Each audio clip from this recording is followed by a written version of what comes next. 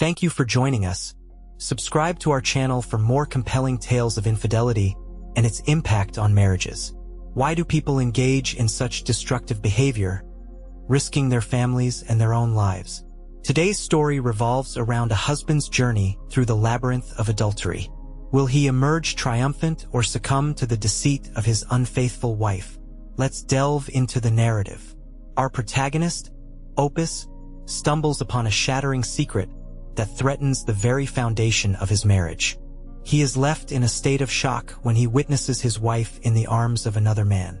This devastating revelation leads to her abandoning their family, choosing to pursue a life with her newfound lover.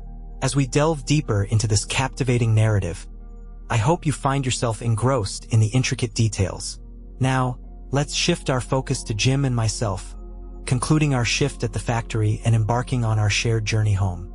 Driving home, Jim requested a stop at a nearby pharmacy to pick up a prescription for his ailing wife. Coincidentally, this was where my wife, Rachel, worked. Inspired by the spontaneity of the moment, I decided to surprise both Jim and Rachel with a visit. Despite Rachel's years of employment, I had never once visited her workplace. Visiting Rachel at the pharmacy was always a delicate matter for me. I didn't want to create the wrong impression among her colleagues or superiors. Surprisingly, Rachel had never expressed any desire for me to visit her during work hours. However, today was different. I knew that my unexpected appearance would take her by surprise and would indeed be a pleasant one. Rachel only worked at the pharmacy 2 days a week. After 6 years on the job, I felt it was time to get to know her boss. Our 9 years of marriage had been comfortable, although we weren't wealthy. My steady income from the factory provided us with a good living. Initially, Rachel stayed home after our marriage. However, after 2 years, she expressed a desire to start working. She wanted to be independent and have her own car. In the end, she convinced me to support her decision, especially since her earnings would contribute to the purchase of the desired car. A week after our agreement, she got a job at a pharmacy on the opposite side of town. Over a year passed, and Rachel proudly gave birth to our daughter, Sandy. After Sandy's birth, Rachel decided to become a stay-at-home mom for the next 2 years, devoting herself to raising her child. As Sandy grew older, Rachel approached me again, expressing a desire to return to work, even if it was just a couple of days a week. She had already contacted her previous employer, Mr. Clarkson, at the pharmacy, and he had agreed to take her on part-time. After much deliberation, I agreed, and Rachel arranged for her mother to look after Sandy on the days she would be working. For the past 3 years, Rachel had worked diligently 2 days a week under Mr. Clarkson's supervision. Surprisingly, I had never once visited her workplace, even though Sandy was almost 6 years old. Jim and I entered the pharmacy, a room not large but equipped with all the essentials of a drugstore. There were 4 long aisles lined with shelves, stocked with a wide variety of items ranging from various brands of cough syrup to other necessary medications. In the back of the store, we saw a room dedicated to prescriptions. Naturally, Jim and I headed there, anticipating seeing Rachel. However, to our surprise, there was only a middle-aged man behind the counter. He quickly took the prescription from Jim and began to fill it. I decided to introduce myself and ask where Rachel was, but I hesitated with Jim standing next to me. I didn't want to reveal my confusion at her absence, so I remained silent. Meanwhile, the pharmacist, absorbed in his immediate business, was diligently processing Jim's prescription. Sensing an opportune moment, Jim began browsing the various displays scattered throughout the store. Seizing the moment, I stealthily approached the back of the pharmacy. My gaze fell on a table against the wall, immediately drawn to a framed photograph of a little girl about 7 or 8 years old hanging on the wall.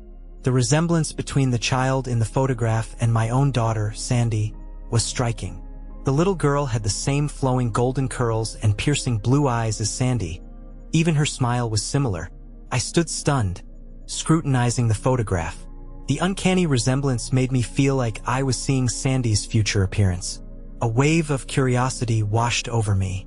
I mustered up the courage to ask the pharmacist, who was still busy counting pills, if the child in the picture was his daughter. To my surprise, he shook his head and replied, No, I only have 2 boys at home. That's Katie, Mr. Clarkson's daughter. His words echoed in my head as I took another look at the photograph. Katie was indeed such a sweet child. I was speechless for a moment, pretending to be interested in some object on a nearby shelf, slowly stepping back, trying to collect my thoughts. A deep uneasiness settled in me, a nauseous feeling stirring in the back of my mind. How could it be that this Katie looked so strikingly like my own daughter? And where was my wife? A foreboding feeling prickled me, hinting at disturbing answers to these questions. But I was not yet ready to face and accept them. Feeling an urgent need to escape, I made my way to Jim and quietly told him I would wait for him in the car. As I sat alone with my thoughts, it became increasingly clear to me that Sandy looked nothing like me or Rachel. This realization only made me more anxious. Rachel and I had similar facial features, brown eyes and dark brown hair. However, Sandy's hair had been a bright blonde color in her early childhood. I remembered the joking conversations of my friends who would banter about the fact that I often ordered pizza at home or quibble about the color of the mailman's hair. These light-hearted remarks never bothered me, as I was well aware that it was all in jest. But now, these innocent jokes resurfaced and began to haunt me. Doubts gnawed at me non-stop. Was Sandy really my daughter, or was she Mr. Clarkson's child? Uncertainty overwhelmed me, making me question the very basis of my identity as her father. I found it particularly odd that I had never crossed paths with Carl Clarkson, so I knew nothing about his appearance other than that he had blonde hair. That evening, Rachel noticed my silent and pensive mood. Concerned, she asked if something was bothering me. Naturally, I didn't tell her about my visit to her workplace and the thoughts that plagued me. I really wanted to know where she was during my unexpected visit, but I kept my doubts at bay. I understood the need for caution, realizing the delicacy of the situation. Instead of jumping to conclusions and blaming Rachel for something that could only exist in my imagination, I realized the importance of looking for concrete evidence that could confirm or dispel my doubts about my daughter's parentage. The mere thought that my beloved angel was not my biological child was incredibly agonizing. My love for her was boundless, and for her sake, I was willing to go to any length. Trying to rationalize the situation, I desperately clung to the idea that the similarities between the 2 girls could be nothing more than a coincidence. But before I could allow myself further doubt, I needed to gather convincing evidence. Despite that, I still had a lingering suspicion in the back of my mind. It lurked, refusing to be ignored. When night fell and I was in bed beside my wife, the weight of the day's events came over me with all its force. If Carl Clarkson was her biological father, that meant Rachel had been deceiving me from the beginning. From the moment she'd started working for him 6 years ago, I'd been under the impression that she was still involved with her lover. It was like she had been deceiving me all these years. Every time she came home after spending time with her boss, I couldn't help but think that she enjoyed the thought that she had safely deceived me. I had already noticed her suspicious behavior when she got home. She would shower, claiming that she needed to wash off the persistent odor of the various chemicals she had come in contact with. It was clear to me that she was in a hurry to shower to eradicate all traces of her recent adultery. The next day was Friday, and since Rachel didn't have to work, I decided to stop by her workplace after dropping Jim off at his house. I felt compelled to meet Carl Clarkson face to face. I'd never met him before, and he didn't know I existed, so I felt it was time to finally face him. After asking the receptionist where Mr. Clarkson was, I learned that he had already left. However, she suggested that his assistant, Mr. Mann, might be able to help me with my question. She gestured towards the back of the office. I immediately recognized the same man who had filled Jim's prescription the day before. I politely explained that I would come another time as I had a personal matter to discuss with Mr. Clarkson.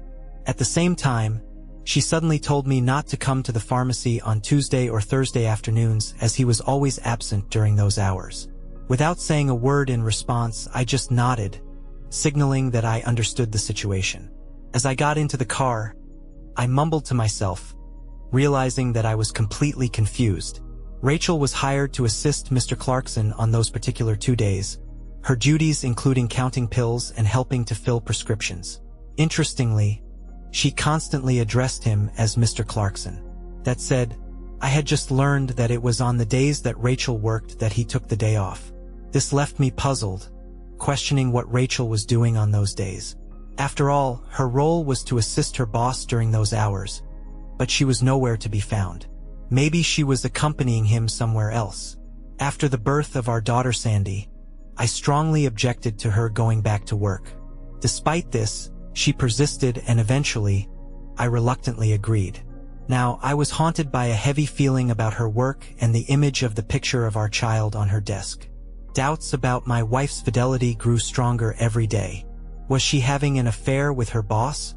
Or were these suspicions a figment of my overactive imagination? I was determined to gather evidence of Rachel's infidelity. Spending the weekend with her at home had turned into a nightmare for me.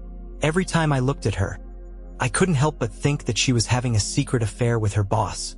Unfortunately, I didn't have a clear picture of him, which made me even more upset. In the back of my mind, I felt that Sandy, our daughter, might not be biologically mine. This suspicion never left me, and I began to speculate that Rachel had been cheating on me behind my back all this time. Maybe she was carrying her lover's second child. She seemed to be cheating on me far more often than I realized. Every time I thought of her, my anger rose to the surface. It became impossible to see her without feeling a deep frustration that fueled my determination to get to the truth. On Saturday morning, as she slept peacefully beside me, I watched her quietly.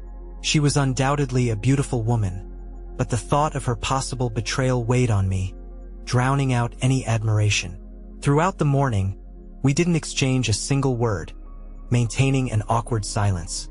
As the three of us gathered around the table, I noticed that I was talking mostly to my daughter, deliberately avoiding Rachel. That night, I woke her abruptly in the middle of the night, wanting to reclaim what I felt was rightfully mine. There were no tender kisses or sweet words between us, but instead a rough and passionate intimacy. It was my way of getting revenge, punishing her for giving herself to another man. Strangely enough, Rachel never once protested or voiced her displeasure at my strange behavior. It looked like she had something to hide and was trying to placate me by allowing unlimited physical intimacy. After all, I had no concrete evidence of her cheating at the time. I couldn't explain the reason for my behavior. I only knew that I had a keen desire to hurt her. Perhaps her silent submission was due to fear, but what should she be afraid of? Her own husband, unless, of course, she had something to hide. All she seemed to want was for my anger to subside and for us to return to our usual domestic routine. I sensed that she was afraid to talk to me, as if she feared that I would discover her worst secret. In an attempt to find solace and keep her peace, she decided to submit to my demands and endure the humiliation I subjected her to every day. I became more and more convinced that she was having an affair with her boss. I now firmly believed that their illicit relationship had been going on for years. Throughout my life, I had always been a caring and attentive husband. I used to pride myself on being a caring and attentive husband to my wife. But now, I began to use her body solely to satisfy my own desires, completely ignoring her desires. The emotional connection between us was gone, and I stopped seeing her as a beloved partner. In some strange impulse, I sought retribution by being selfish and forceful during our intimate moments. I felt no remorse, believing that she deserved to be treated that way. As time went on, I began to notice a growing sense of anxiety and fear in her expression. One evening, I sat across from her at the kitchen table and watched her eat in silence. There was an undeniable tension in the air, and I sensed that she suspected that I had found out about her affair with Carl. She was hesitant to put the matter directly and to enter into an open conversation with me. I could not understand why she was so afraid, for I had never been a violent man. Perhaps she wasn't ready to end our marriage, wanting the security it provided and at the same time craving the thrill of her secret relationship. Determined to find out the truth, I decided to gather evidence of her adultery. To do so, I decided to take the following Tuesday off and follow her to her place of employment. I was firmly convinced that their meeting had not taken place at the pharmacy where she worked and concluded that they must have met elsewhere to deceive me. Consequently, I devised a plan to borrow Jim's truck for the day, which would allow me to follow her discreetly without attracting attention. Tuesday morning, I dressed in my usual work suit as if everything was business as usual. Then, I went to pick Jim up from his house, handing him my car keys in return. After picking up his car, I drove back home and parked at a few houses away so I could get a good view of my house. Not a few minutes later, I saw Rachel getting into her car accompanied by Sandy. I moved cautiously behind them as they made their way to Sandy's school, trying not to draw too much attention to myself. I watched my daughter get out of the car and head to school. Rachel, as before, drove straight to the drugstore. I parked Jim's car on the opposite side of the street and made myself comfortable, waiting quietly and listening to the soft tunes on the radio. Although I didn't know exactly what was in store for me, I was firmly convinced that some kind of exposure was bound to happen. From my seat, I had a good view of Rachel's red Toyota and the adjacent parking spaces near the pharmacy. I was determined to stay there all day if I had to. Just 30 minutes after Rachel entered the pharmacy, my attention was caught by a gorgeous black SUV maneuvering into the parking lot. The driver smoothly pulled into a spot adjacent to my wife's Toyota. A tall, perfectly dressed man of about 35 got out of the car. He opened a separate entrance adjacent to the parking lot that allowed access to the pharmacy. As soon as I saw him getting out of the car, I was struck by lightning, realizing that he was the father of the girl in the pictures I had seen before. It all made sense now. This man was most likely not only my wife's lover, but also Sandy's biological father. For 6 long years, he had deceived me by playing the role of a stranger, hiding from view. A flash of anger coursed through my veins, fueling the urge to run after him and vent my rage. I was also strongly tempted to be violent with my wife, but I realized that such actions belonged to a period of emotional distress that had passed.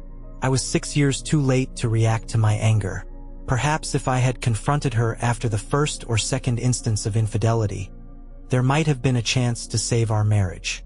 But after 6 years of continuous cheating that happened maybe twice a week, any hope of reconciliation was gone. It was time to end our relationship with her and make them both answer for the consequences of their actions. Thoughts of revenge consumed me. I sat patiently in Jim's car until noon. Suddenly, the door opened, and Rachel and her lover came out of the building. As they left the building, smiles shone on their faces, like a satisfied couple. They got into his SUV and drove off.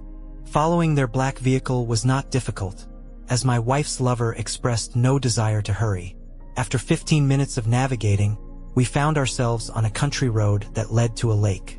Another 10 minutes passed, and I watched them turn determinedly toward the driveway of a charming log cottage located on the lake shore. Cautiously, I parked Jim's car a half-mile from their spot, concealing my presence. I walked quietly toward the cottage, noticing the tall and neatly trimmed cedar hedge that surrounded the grounds. Fortunately, the barrier shielded me from prying eyes, ensuring the complete privacy of my observations. Cautiously, I began to leisurely walk around the house until I heard sounds coming from an open window on the left side of the cottage.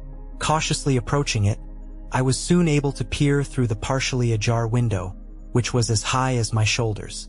There was a dim illumination inside, from which my eyes had to adjust for a moment. After a few seconds, I realized what was happening in the room. I recognized the silhouettes of a man and a woman engaged in intimate acts on the bed. They were completely immersed in their desires, lost in pleasure. As I focused on the man's face, it became apparent that he bore a striking resemblance to Sandy, my daughter. The thin nose, hair color, and eyes all matched her face perfectly. In an instant, all doubt vanished. It was undeniable. Carl Clarkson was indeed Sandy's biological father. The realization hit me like a tidal wave. Carl Clarkson, my wife's lover, was the father of Sandy, my only daughter. All these years, my wife had lied to me, making me believe I was her biological father. And she and Carl had laughed at my stupidity. In their eyes, I must have been the epitome of stupidity, unwittingly raising someone else's child. The betrayal hurt me deeply, and I couldn't help but wonder if they were already planning another child together. Despite the shock and pain, one thing remained unwavering. I loved my daughter. She was and always will be my daughter in my heart. No one could take that love away from me. Yet, to see my wife having intimate relations with another man was an overwhelming shock to me. It was a sight I would not wish on any husband. I was overwhelmed with anger and sadness, although I must admit that it brought out some unexpected emotions in me. At that moment, I was at a loss, not knowing what to do next. Tears streamed down my face, and I was overcome with self-pity. It only made me angrier at both of them. I regretted not bringing my camera, because it would have been concrete proof of her betrayal. At that point, I decided that filing for divorce was my only option. I knew I needed irrefutable proof of her infidelity to present to the judge, which would strengthen my position and increase my chances of getting custody of Sandy. Seeing the woman I had once loved engage in secret liaisons with another man was unbearable for me. I could no longer watch their actions or hear their voices. Silently, I returned to the car, wanting to distract myself from the painful scene unfolding before my eyes. The love I had once felt for her was all but gone. Instead, my soul was filled with a thirst for revenge against her and her lover. The events that followed would forever define their lives.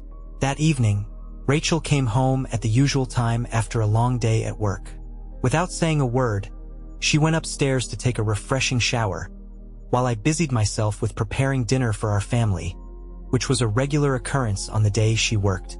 Our conversation was sparse, but we both gave our full attention to Sandy, who eagerly talked about how she had spent the day at school.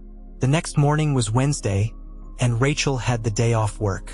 She put on her robe and joined Sandy and me at the breakfast table to share a meal together. From time to time, I caught glances from her when she thought I was busy eating.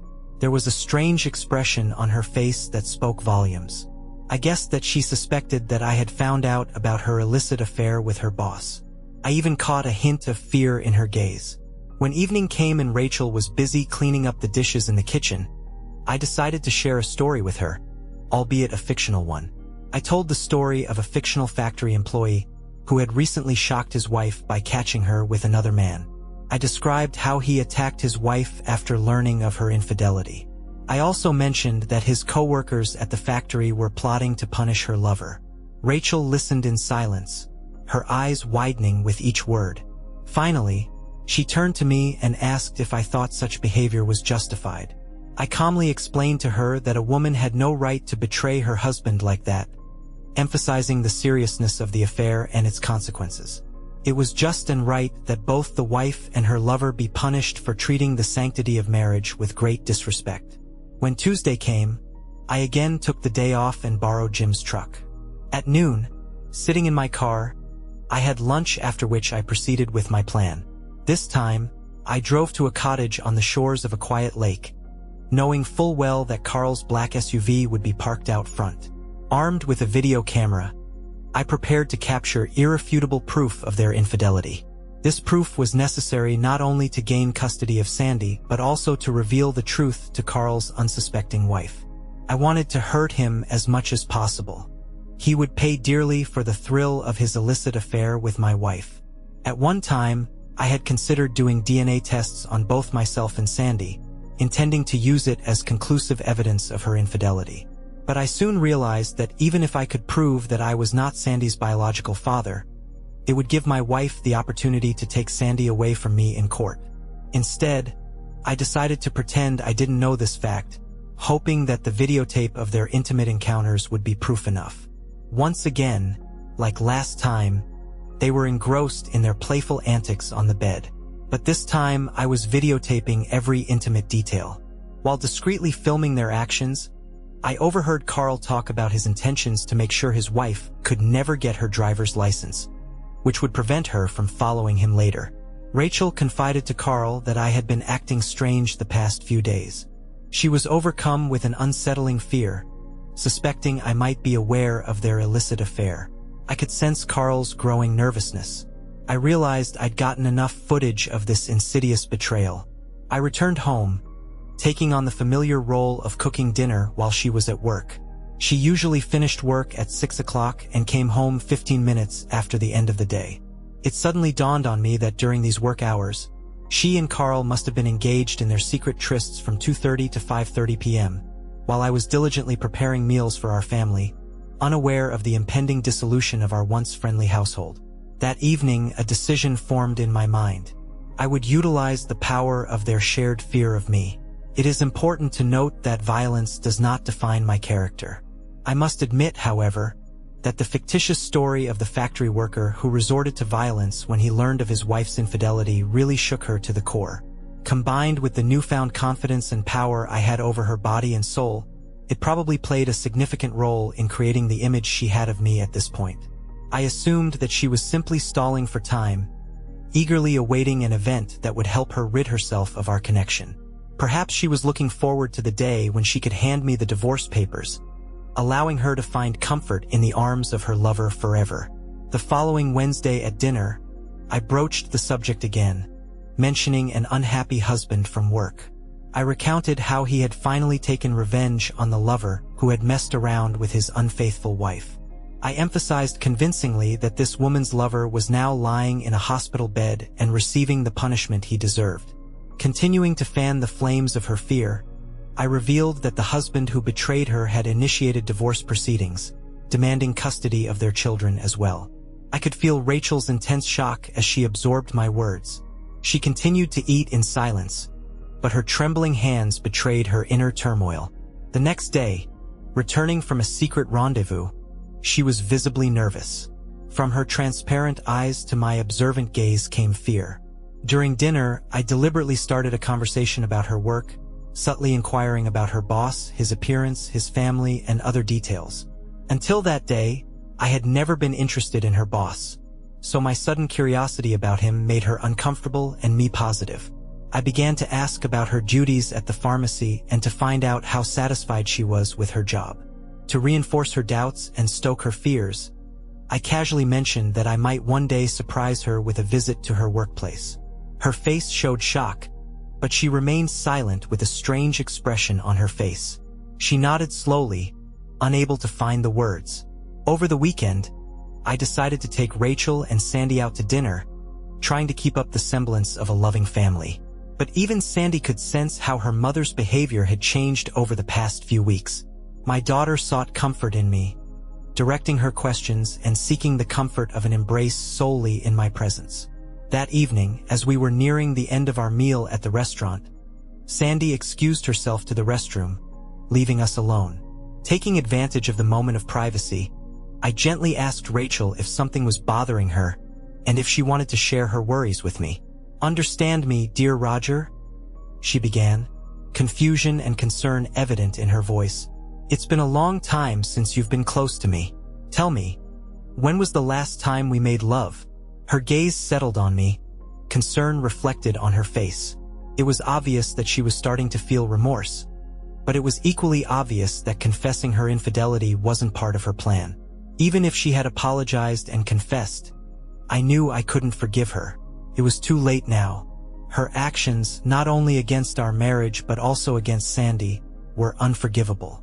Deep down, she realized it too. "You know I love you, Roger," she whispered, desperation sounding in her words. "But lately, I don't see love in your eyes when you look at me. Feels like hate." Taking a deep breath, I met her gaze, unable to hold back any longer. "Tell me, Rachel, are you cheating on me? If so, then our relationship is over and you will never see our daughter again. I can guarantee you that." With those firm words, I finally revealed the truth that had been weighing on my heart. The truth was revealed and hung in the air between us. Rachel's eyes met mine, and her face was shocked and speechless. I watched as tears came to her eyes, their appearance an unexpected display of her emotions. She abruptly grabbed her purse and ran out of the restaurant, leaving only an uncertain trail behind her. While Sandy was in the restroom, I settled the bill and waited patiently for her to join me. As I left the restaurant, I saw Rachel standing by the car, her eyes red with tears, but she couldn't cry anymore. The following Monday, I went to my supervisor and applied for a 2-week vacation. The gravity of the situation made me take a step back and evaluate my next steps. At first, my boss was hesitant when I asked for 2 weeks of vacation, but after explaining the seriousness of my family crisis, he agreed and acquiesced to my request. Toward evening that same day, I found myself in the parking lot at Carl's house, contemplating my next steps. Sitting in my car, I pondered the unknown ahead of me, not knowing the exact plan. I felt I had to finally meet Carl's wife and tell her the truth. I caught a glimpse of her in the backyard by the pool, and it strengthened my resolve. The woman was taller than Rachel, and her light brown hair looked like my wife's. With all my strength, I got out of the car and walked to the fence entrance. With bated breath, I slowly made my way across the backyard, watching her rearrange the chairs around the pool. Finally, reaching her, I introduced myself in a trembling voice. "I'm Roger Weldon, and my wife Rachel works alongside your husband at the pharmacy." I began, my tone reflecting the gravity of the situation. Her gaze froze in unusual tension for a moment, and then a smile appeared on her lips. She held out her hand, accepting my introduction. "Yes, of course, I've heard of Rachel, although we've never met. Claudine Clarkson," she replied with a warm smile, and our hands intertwined in a friendly greeting.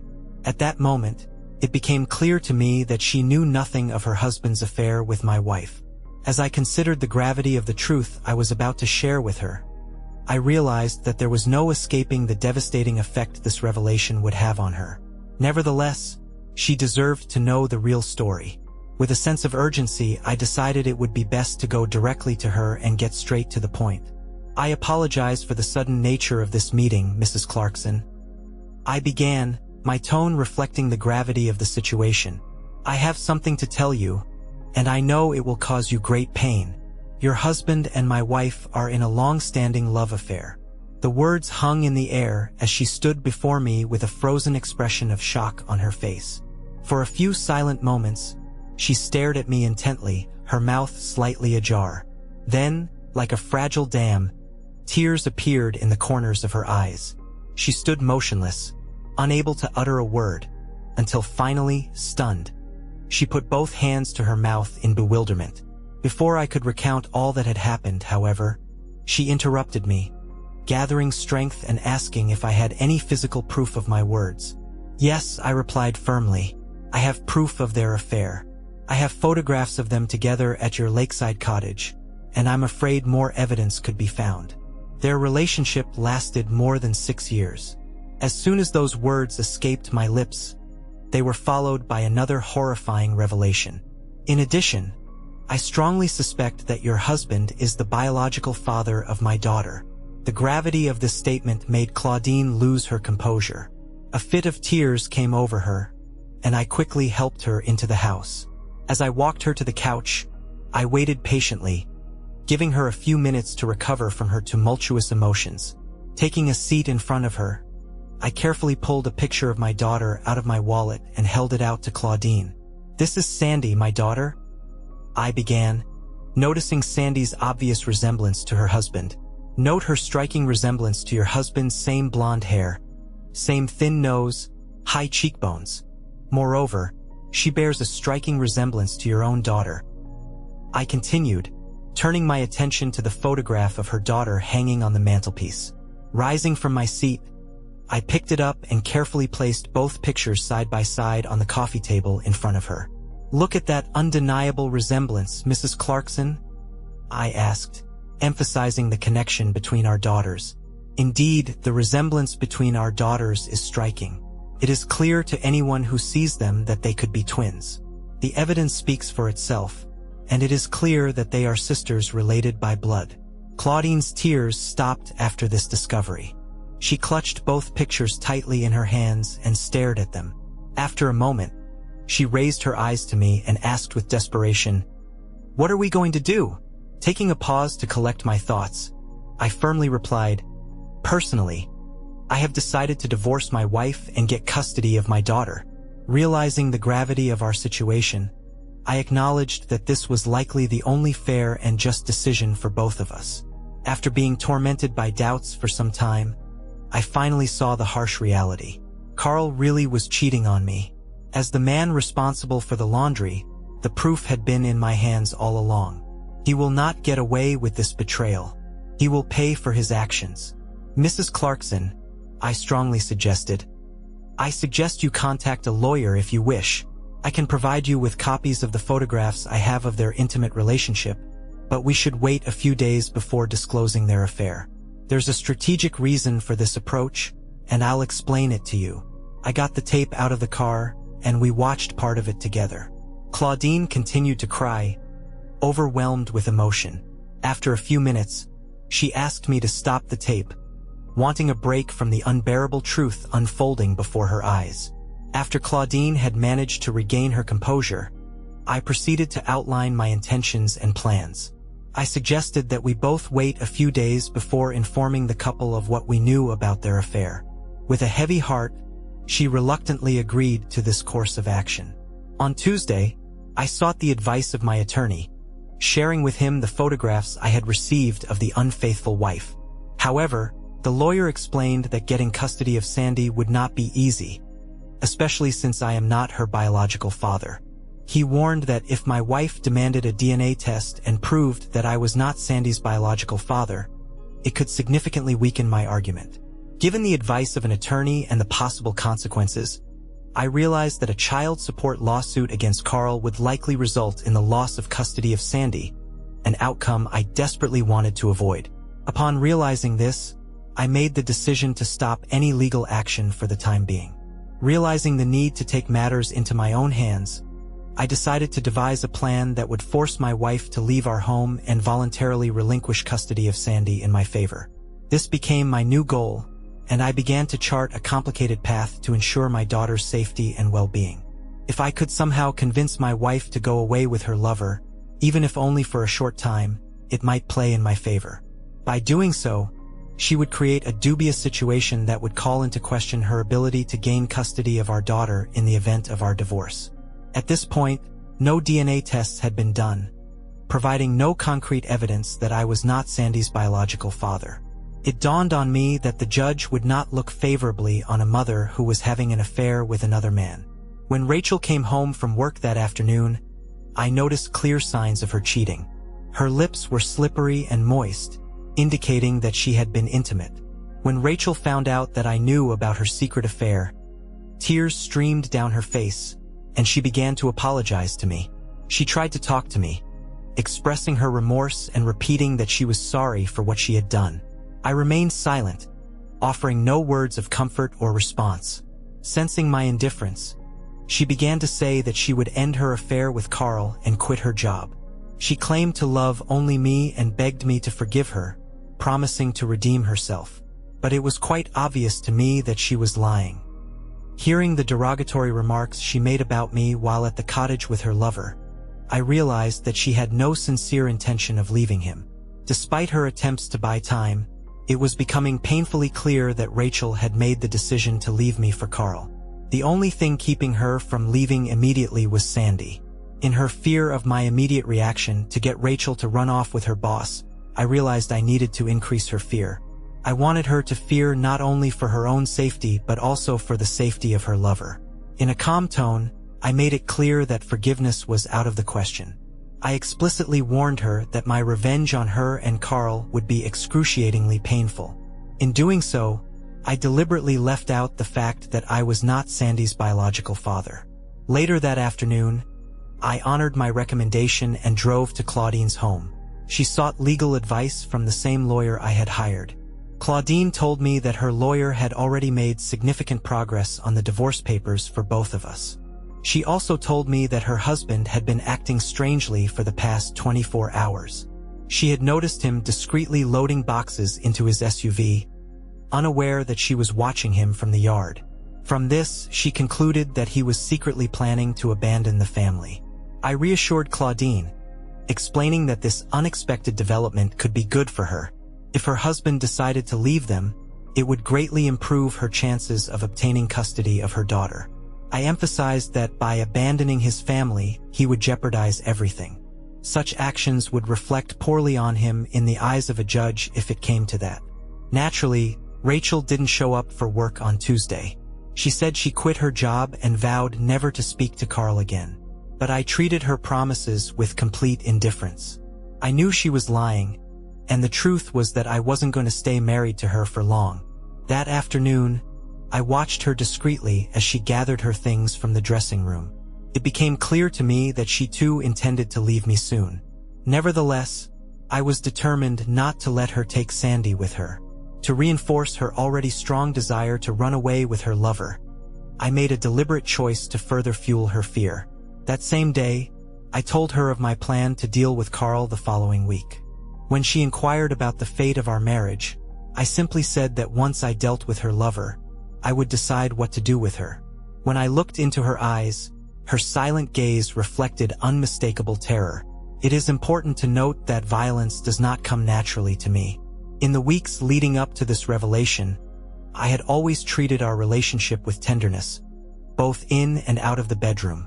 But when I learned that she had broken our marriage vows over 6 years ago and was continuing to do so, the love I had once felt for her dissolved into thin air. I transformed into a different person, a person racked with sadness and anger. It is important to note that this transformation did not lead me to violence, but rather a deep emotional distress. The next day, I walked Sandy to school and tried to talk to the person in charge of her education. I approached the principal of the school where Sandy attends and urgently explained the seriousness of the situation. I made it clear that my wife intended to run away with another man and possibly even kidnap our daughter. I emphasized that under no circumstances would I allow Sandy to leave the school grounds with my wife or anyone else without my express permission. To ensure Sandy's safety, I devised a plan whereby each day, I would personally drive her to school and ask her to wait inside until I returned for her. This way, she would be under the school's tight security until I arrived.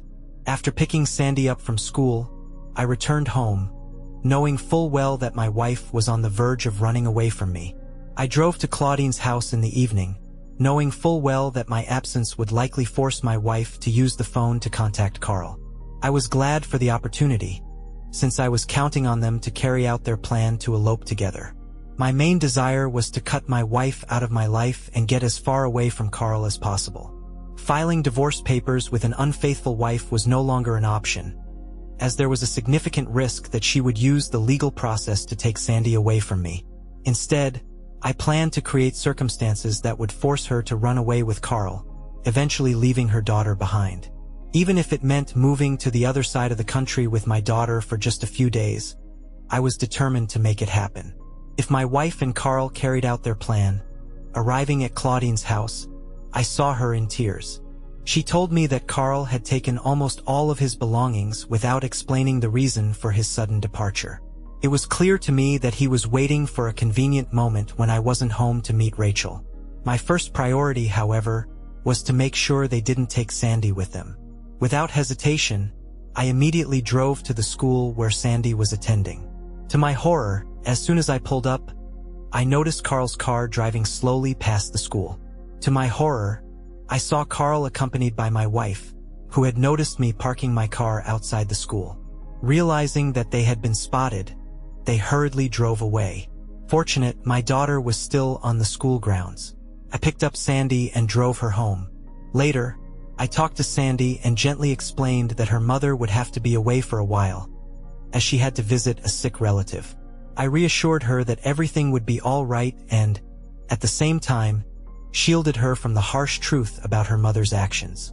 The next day, I took the necessary precautions and changed all the locks on the doors of my house.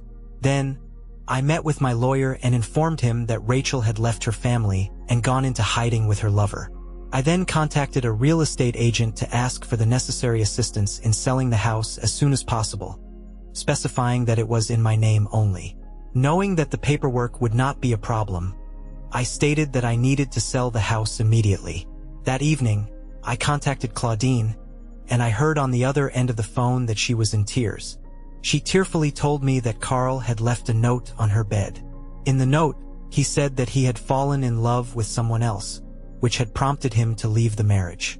In addition, he said that he had consulted his lawyer the week before, which had resulted in the house and cottage being transferred solely in her name.